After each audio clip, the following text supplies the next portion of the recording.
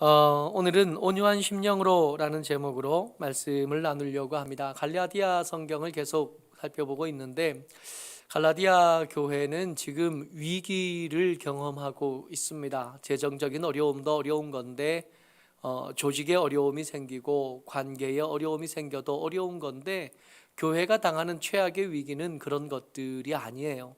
조직이 무너질 수도 있고 시스템이 망가질 수도 있고 프로그램이 실패할 수도 있습니다. 그러나 이런 것들은 언제든 얼마든지 다시 할 수 있어요. 재정적인 어려움도 힘든데 근데 재정적인 어려움 한두 번 어려웠어야지 이미 부유한 것보다 가난한 것에 익숙한 사람들에게는 이것으로 그렇게 흔들리지 않습니다. 매번 그랬거든요.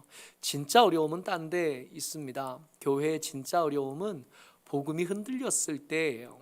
여러분들과 제가 예수 믿는 사람들인 여러분들과 제가 진짜 힘들어질 때는 이미 경험하고 있는 어려움들이 더 무거워지고 이미 경험하고 있는 슬픔들, 답답함들, 억울함들이 더 커진 것 때문에 힘들어지는 게 아니라 우리 마음의 믿음이 무너질 때, 우리 가운데 우리와 함께 계시는 예수님과의 관계, 우리의 구주와 주가 되시는 예수님과의 관계가 어그러지고 멀어질 때, 이때 우리 예수 믿는 사람들의 진짜 위기는 그때 시작되는 거고, 교회의 위기는 복음이 흔들릴 때 그때 오는 거거든요. 갈라디아 교회가 경험하는 어려움이 바로 그런 어려움이었습니다. 다른 복음 전하는 자들이 왔고 그 다른 복음 전하는 자들의 말에 귀가 쏠깃한 사람들이 나타난 거예요. 그리고 원래 복음을 전해서 교회를 세웠던 사도 바울의 권위를 의심하게 되고 그가 전한 복음을 신뢰할 수 없게 되어졌을 때 이 위기를 경험하는 교회를 바로 세우기 위해서 다시 붙잡기 위해서 쓰여진 성경이 갈라디아서인 겁니다.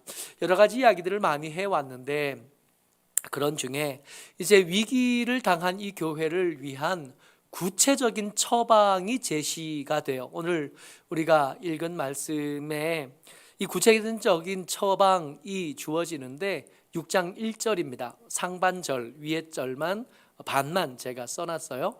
6장 1절 상반절만 같이 읽겠습니다. 시작.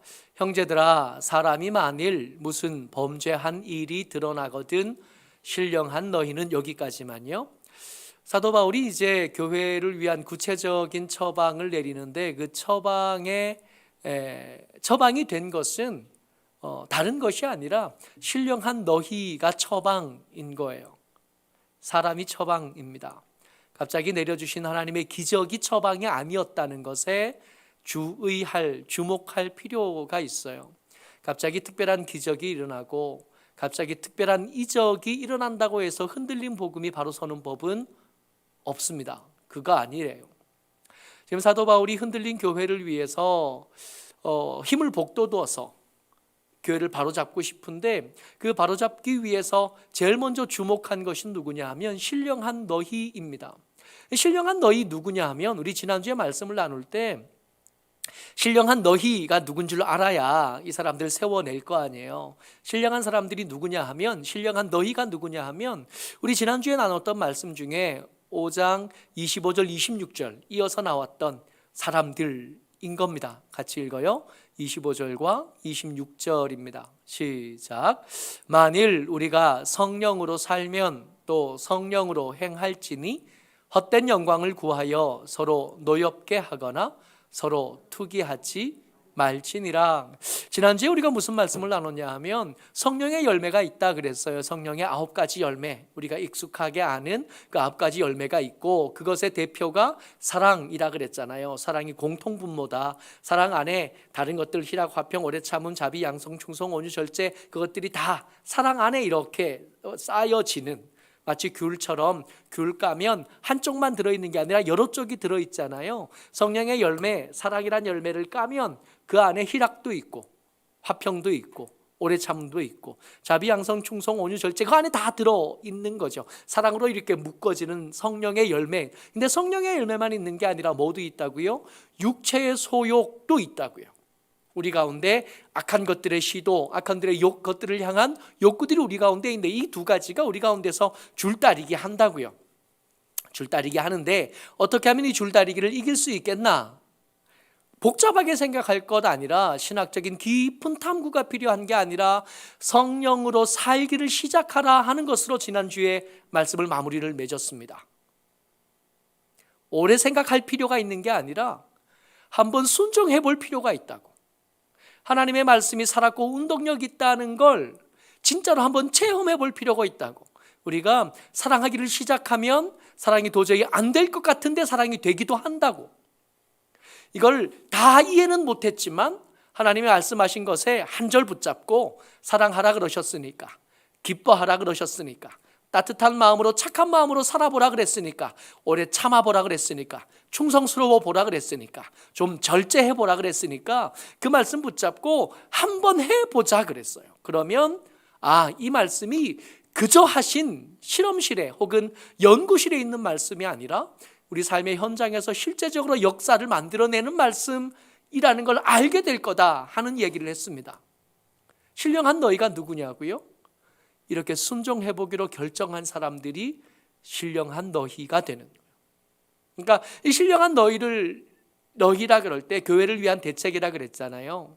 교회를 위한 대책이라 그럴 때 언뜻 목사님 떠올릴 수 있고, 안수 집사님들 떠올릴 수 있고, 권사님들 떠올릴 수 있고, 기도에 더 많은 시간을 투자하는 사람들 떠올릴 수 있지만, 그런 사람들뿐만 아니라 하나님의 말씀을 진짜로 믿고 그 말씀대로 한번 순종해 보기로 한 사람들, 이 사람들이 신령한 너희가 되는 겁니다.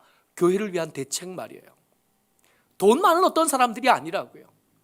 더 큰 영향력을 가진 어떤 사람, 더 큰 힘을 가진 어떤 사람이 아니라 하나님의 말씀을 듣고 믿고 순종하기를 시작한 사람, 그 사람이 사도 바울이 지금 갈라디아 성경을 통해서 여러분들과 제게 보여주신 위기를 당한 교회들이 든든해질 수 있는 대책, 우리이어야 되는, 제가 그 사람이어야 되고 지금 함께 와서 예배하고 혹은 영상으로 예배하는 우리가 되어 주셔야 되는. 그러니까 대책이 대책다우려면 내가 그 대책인 줄은 알아야 될 거 아니야. 하나님께서 나를, 교회를 건강하게 하고 교회를 반듯하게 세워낼, 위기를 당한 교회가 이 위기에 넘어지지 않고 쓸려 내려가지 않고 든든히 그 자리를 지키고 제 역할을 감당하게 하기 위한 대책이 나이구나. 포기하지 않고 그런 시도를 계속하는 우리를 하나님께서 성경을 통하여 신령한 너희라고 부르고 계시는 거고, 신령한 너희에게 할 일들을 하나하나 말씀해 가고 계시는 거구나. 아멘. 우리가 그런 사람이라고요. 옆에 있는 사람 자꾸 떠올려 봐야 될 일이 아니라는 거예요. 내가 하나님의 말씀대로 한 가지 말씀 붙잡고 순종해 보기로 결정하면 나도 그 교회를 위한 대책이 될 수 있고, 그 교회를 위한 대책을 세우신, 우리를 대책으로 세우신 하나님께서 우리를 신령한 너희라고 부르신다는 겁니다. 첫 번째 해야 될 일이 있는데 오늘 두 가지를 나눌 건데, 이 두 가지 해야 될 일 중에 이 두 가지의 공통분모가 되는 게 있어요. 뭐냐 하면 온유한 심령으로입니다. 두 가지를 할 건데 두 가지를 하는 태도는 한 가지의 태도를 가지고 두 가지를 할 겁니다. 그 한 가지의 태도가 뭐냐 하면 온유한 심령으로예요. 과격하게 멱살 잡아 뜯어 발려서 두들겨 패서 협박하고 해서가 아니라 따뜻한 마음으로, 따뜻한 마음으로 온유한 심정으로 해야 될 첫 번째 일, 하나님의 말씀에 순종해서 신령한 사람이 된 여러분들과 제가, 신령한 사람이 되고 싶은 우리가 해야 될 첫 번째 일은 뭐냐면 그러한 자를 바로잡는 것입니다. 그러한 자를 바로잡는 것 떠올려 보니까 좀 가뒀으면 좋겠고, 그 입을 좀 막았으면 좋겠고, 그가 가진 힘을 좀 빼앗았으면 좋겠고, 그가 가진 권리를 박탈했으면 좋겠고, 이런 것들 많이 떠올릴 수 있겠지만 그 모든 방법들 전에 먼저 챙겨봐야 될 게, 그런 사람들을 대할 때 우리의 마음이 따뜻한가? 그런 사람들을 대할 때 혹시 그동안 당했던 면박이나 무시당했던 것들을 다 곱씹어가면서 복수하려고 하지 않는가? 그런 사람을 바로잡으려고 할 때 지금 교회에 문제가 생긴 거예요. 또 이런 사람을 부를 때 범죄한 어떤 사람들이라고 부르시거든요. 잘못한 사람들입니다. 잘못한 일이 있고 잘못한 말이 있고 잘못한 행위가 있는 사람들을 대할 때, 그런 사람들을 대할 때 어떤 마음으로요? 복수하려고, 저들을 쫓아내려고, 저들을 면박하고 무안하게 하려고가 아니라 저들을 세워내기 위해서 온유한 마음으로. 말씀 같이 읽습니다. 6장 1절 아까 읽었던 말씀의 그 뒤쪽 말씀입니다. 시작. 온유한 심령으로 그러한 자를 바로잡고 너 자신을 살펴보아 너도 시험을 받을까 두려워하라. 첫 번째 부분, 그러한 자를 바로잡고입니다. 교회를 위해서, 위기를 당한 교회를 위해서 우리가 온유한 마음으로 해야 될 첫 번째 일이 뭐냐 하면 그러한 자를 바로잡고입니다. 전제했던 마음의 태도, 마음의 색깔은 과격한, 그리고 분노한 색깔이 아니라 따뜻하고 부드러움이었습니다. 왜 그래야 되냐 하면 범죄한 저들을 쫓아내려는 게 목적이 아니에요. 범죄한 저들을 징계해서 주눅들게 해서 앞으로는 앞에 자리에 앉지 않고 저 구석에 가서 앉아있게 만들려는 게 목적이 아닙니다. 6장 2절이요. 같이요. 시작. 너희가 짐을 서로 지라 그리하여 그리스도의 법을 성취하라. 아멘. 한 번 더 곱씹으면서 같이 읽어봅니다. 시작. 너희가 짐을 서로 지라 그리하여 그리스도의 법을 성취하라. 지금 그러한 자들은 짐을 같이 질 수 없는 상태가 되어진 거 아닌가요? 지금 범죄한 어떤 이들 때문에 교회가 흔들렸어요. 교회가 둘로 나눠졌습니다. 어떤 사람은 지금 사도 바울 말고 새로 들어온 어떤 사람, 유력한 자들이 보냈다고 말했던, 사도 바울보다 더 큰 권위가 있고 사도 바울보다 더 좋은 스펙을 가진 어떤 사람들이 와서 했던 말에 이렇게 동의하는 사람들이 있었던, 그들의 말 속에 사도 바울은 사도답지 못한 사람이었거든요. 그들의 말 속에 사도 바울의 말만 듣고 신앙생활을 하는 사람들은 1등 신자 못 되고 2등 신자였거든요. 그러니까 그들의 말은 자연스럽게 과격해질 수 있었고 교만해질 수 있었고, 그들의 과격하고 교만한 말은 상대편, 지금 신령한 자가 된 이 사람들에게는 상처가 되는 말일 수 있었고 면박을 주는 말일 수 있었고 아픈 말일 수 있었던 겁니다. 이 두 사람을 같이 놓고 짐을 같이 지라 그러면 이 짐이 같이 져지나요? 오히려 이 사람들은 떼놔야 되거든요. 만나면 싸울 수밖에 없으니까. 한 사람은 주눅들고 한 사람은 교만해질 거니까. 군대에서 훈련 받을 때 이게 보트를 이렇게 이고 받는 훈련들이 있어요. 이게 IBS 훈련을 받는데 그 훈련을 받을 때 제일 힘든 게 뭐냐 하면 키 큰 친구들이 힘들어요. 이게 키가 비슷해야 머리에 혼자 올라가는 무게가 비슷할 거 아니에요.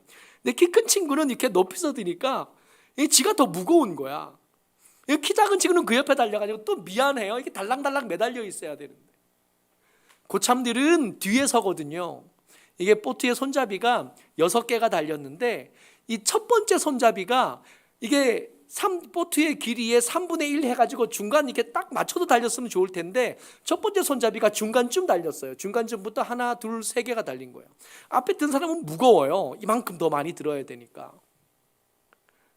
그런데 나하고 동기 전북 부안 사는 삼범이는 키가 저보다 훨씬 컸어요. 이렇게 되는 거야. 매번 그 친구한테 미안해요. 동기가 3명이었는데 한 명은 제주도 사는 정훈이었는데 이 친구 생각나네. 이 친구가 키가 작아요. 작은데 조금 작은 게 아니라 한참 작았어요. 이 친구는 앞에 못 서는 거예요. 가운데 서야 되는데 이 친구는 도움이 안 돼. 머리가 안 닿아요. 짐을 서로 줘야 되는데 한 사람은 키가 크고 한 사람은 키가 작아요. 영적인 상태도 신앙의 정도 조금씩 다르잖아요. 믿음이 큰 사람이 있고 믿음이 작은 사람이 있잖아요. 이러다 보면 한 사람에게 지나치게 과중한 부담을 지게 되고 한 사람은 도움이 안 된다고 여기게 되어지는 겁니다. 지금 온유한 심정으로 위기의 교회를 바로 잡기 위해서 신령한 사람들에게 부탁하는 건 뭐냐 하면 신앙의 키를 좀 맞췄으면 좋겠는데 하향평준화할 수는 없잖아요. 작은 사람을 키우는 수밖에 없습니다. 지금 교만해져서 잘못된 복음의 마음이 흔들려서 키가 작아진 사람들이 교회 안에 있습니다. 얼른 편하자면 이 사람을 쫓아내면 되는데, 쫓아내고 나면 6명이 들 걸 2이 들거나 3이 들거나 4이 들어야 될 거 아니에요.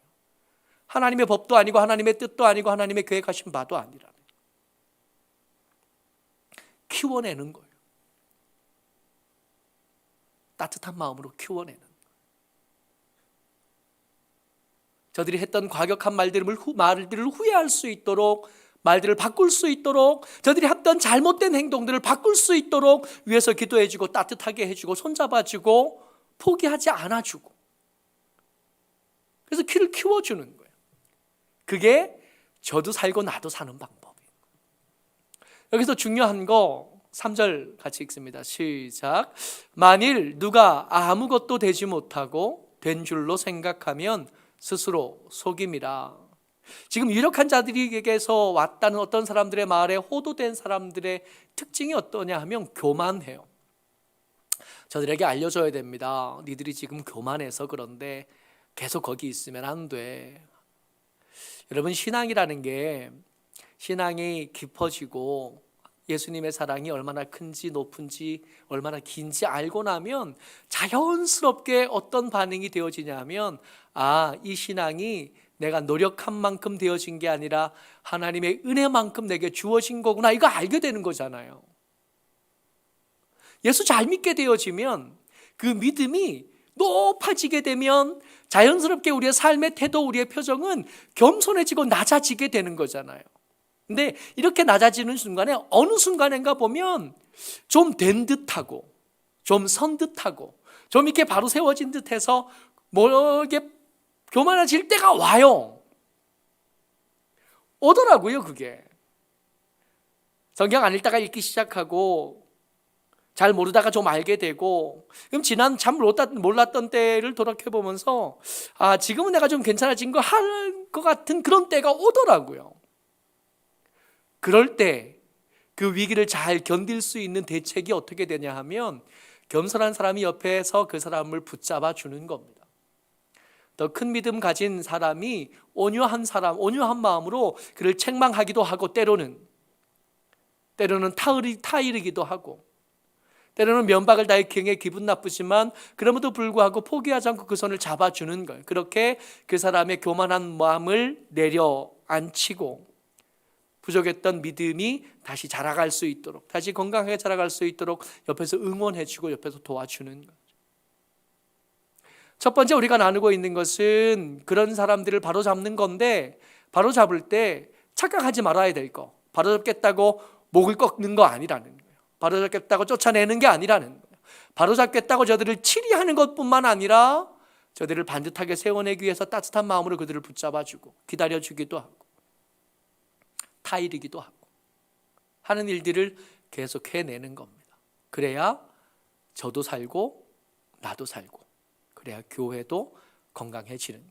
두 번째요, 신령한 너희가 할 일 여전히 공통분모는 같습니다. 온유한 심령으로 해야 되는데, 어쩌면 첫 번째 했던 얘기가 우리에게 훨씬 더 쉬워요. 훨씬 더 잘합니다. 우리가 교만해지지 않도록 스스로를 관리하는 일도 그렇고, 교만한 사람들을 눈에 거슬려 하는 것도 그렇고, 이거 귀신처럼 우리가 잘 알아요.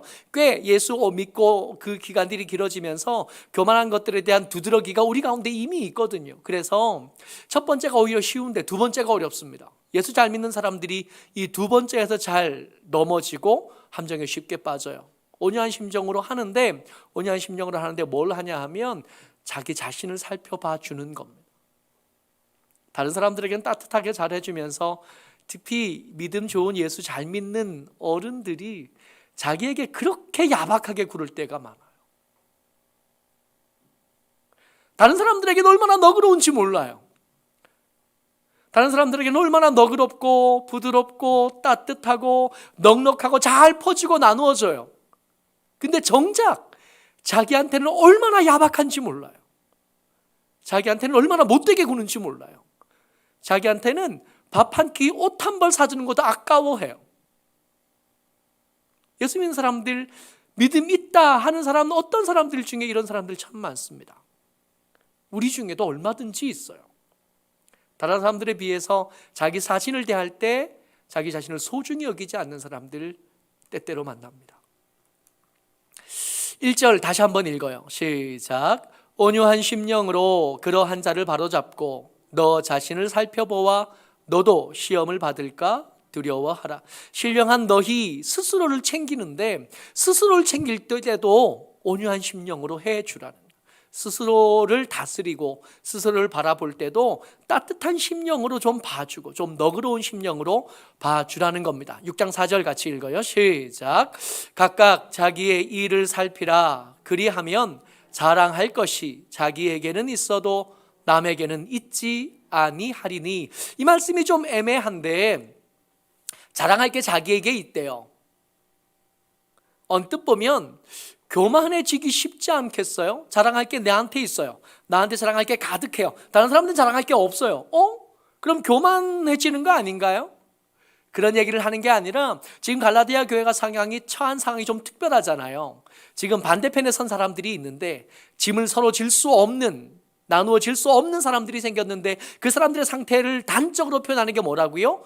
교만해져 있어요. 자기들만 옳은 줄 알고 자기들이 더 옳은 줄 알고 자기들이 틀린 복음을 받았으면서 아무것도 안 된 건데 오히려 파선에 가까운데, 그런데 자기가 파선했다는 걸 몰라요. 그 교만한 사람들이 매번 우리한테 하는 말이 뭐냐면 너 틀렸다는 거예요. 네가 잘못됐다는 거예요. 신앙생활 그렇게 하는 게 아니래요.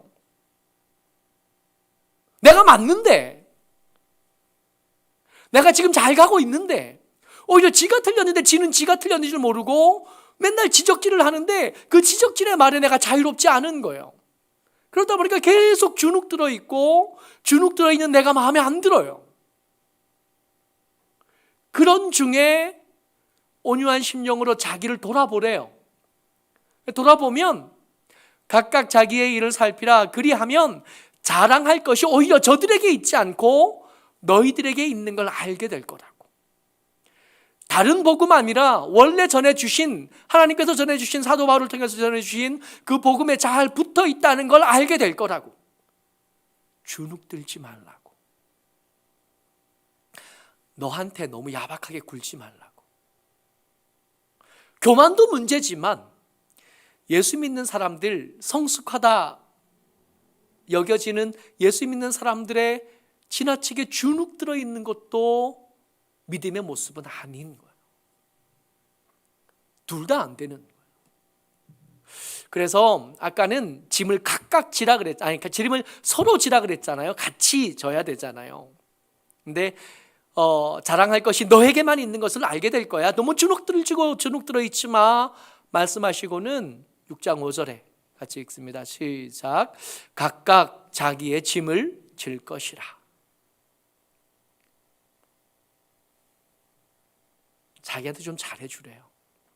그래야 내가 건강해질 수 있고 내 믿음이 반듯해질 수 있고 내 믿음이 반듯해져야 같이 짐을 지는 것도 가능할 뿐만 아니라 교회도 건강해질 수 있다고 말씀하고 계시는 겁니다. 자기한테 좀 잘해주세요. 좋은 것도 먹이고 좋은 옷도 좀 입히고 좀 쉬게도 해주고 너무 야박하게 굴지 말고. 예수 잘 믿는 사람들이 보면 착해요. 그죠? 우리 교회 분들만 이렇게 떠올려 봐도 참 착해요. 착한데 그 착함이 조금 더 과해지면 지한테 이렇게 야박할 수가 없어요. 자기한테 너무 엄격한 거예요. 그 엄격함이 주눅든 모습으로 이렇게 드러나게 되는데 그거 신앙 아닙니다. 그거 잘 믿는 모습 아니에요. 교만해지지 않고 그렇다고 겸손해지다가 과격해져서 주눅 들어 있지도 않고 건강하게 서 있으려면 이 두 가지 사이에 서 있어야 되는 거예요. 신령한 너희에게 건강한 교회를 만들기 위해서 부탁하십니다. 대책을 만들어 주시는데 해야 되는 일이 두 가지가 있다 그랬어요. 그 두 가지의 공통 분모가 온유한 심령으로요. 온유한 심령으로 다른 사람도 보고 온유한 심정으로 나도 보고. 근데 이 이야기를 마무리하고 다음 이야기를 이렇게 넘어가시면서 무슨 얘기를 하시냐 하면 6장 9절 같이 읽어봐요. 시작. 우리가 선을 행하되 낙심하지 말지니 포기하지 아니하면 때가 이름에 거두리라 그래요. 이게 그 뒤쪽 6절부터 10절 사이의 말씀은 이렇게 보면 대표적으로 나타나는 단어가 뭐냐면 심는 것과 거두는 것입니다. 농사로 이 교회를 반듯하게 하는 일, 온유한 심령으로 다른 사람을 세워가고 온유한 심령으로 자기 자신을 건강하게 만드는 일을 이야기하시고 이렇게 마무리 지으시면서 이건 마치 농사 짓는 것과 같아. 농사 짓는 일의 특징이 뭐냐면 천천히예요. 천천히. 갑자기 큰 열매가 툭 하고 떨어지지 않는다고요. 지금 이제 막 농부님들은 농사를 준비하기 시작할 텐데 땅도 갈고 모짜리도 준비하고 뭐 이런 일들을 막 염두에 두고 계획을 세우실 텐데 이 계획을 세우는 일에 겨울이 다 지나갈 때까지 서두르지면 안 되잖아요. 날이 충분히 되어질 때까지, 봄다워질 때까지 그냥 급한 마음에 아직 겨울이 끝나지도 않았는데, 아직 봄이 되지도 않았는데 씨를 뿌릴 수는 없잖아요. 씨를 뿌린다고 싹이 금방 나는 것도 아니잖아요. 싹이 났다고 열매가 금방 또 맺히는 것도 아니잖아요. 봄 지나야 되고 여름 지나야 되고 가을 지나야 되고 추운 겨울을 견뎌내야 되는 거예요. 그래서 농사를 지을 때는 하루 이틀 생각으로 하는 게 아니라 1년으로 생각하는 거예요. 어떤 농사는 더 길게. 대전에 있을 때 교회 건축을 옆에서 이렇게 지켜보면서 나무를 이렇게 조경을 해야 되니까 나무를 사러 다녀봤어요. 네, 나무 파는 집에 가보니까요. 와, 나무가 비싸기도 한데 어마어마하더라고요. 이 나무를 하나 키우는데요. 50년씩 걸리더만요. 이 나무를 파는데 이 멋있게 생긴 소나무 하나에 몇 억씩 하더만요. 근데 이 몇 억씩 할 만한 게 너무 비싸다. 나무 한 그루에 무슨 몇 억씩이나 해 그랬는데 가서 그 얘기를 들어보니까 그럴만도 해. 그 나무 한 그루를 자기가 심은 게 아니라 중년의 사장님이셨는데 자기가 심은 게 아니래요. 자기 아버지가 심은 나무를 물려받은 거래. 이 심은 나무를 3년마다 한 번씩 옮겨준대요. 이게 옮겨 심어서 조경으로 잘 자랄 수 있는 나무는 큰 뿌리가 있는 나무는 잘 못 산다네요. 큰 뿌리만 있으면 그냥 자연 상태에 있는 나무는 큰 뿌리가 있으면 오히려 잘 그 자리에서 버텨내고 바람도 이기고 가뭄도 이기고 할 텐데 마당에 심어지는 나무는 그러면 안 된대요. 마당에 심어지는 나무는 큰 뿌리가 있는 게 아니라 팥뿌리처럼, 왜 파 이렇게 뽑으면 팥뿌리가 길지도 않고 여기에 하얀 뿌리가 요만큼 이렇게 있잖아요. 소나무 뿌리가 그렇게 돼야 된다. 그런데 그런 소나무는 옮겨 심어도 잘 안 죽는데요. 그래서 뿌리를 가늘고 짧게 키우려면 자꾸 옮겨 심는 수밖에 없대요. 그러니까 3억짜리 소나무를 봤는데 이 소나무 키우려고 거의 한 50년, 60년 동안 3년에 한 번씩 계속 옮겨 심는데요. 계속 옮겨 심으면서 그 사물을 관리를 해온 거예요. 그러니까 이 사람에게 농사는 60년짜리 농사인 거야. 교회를 건강하게 하기 위해서 온유한 심정으로 다른 사람을 봐주는 거, 이거 오늘 이렇게 따뜻한 마음으로 사람 봐줬으니까 내일 뭐가 되겠지 안 될 거라는 겁니다.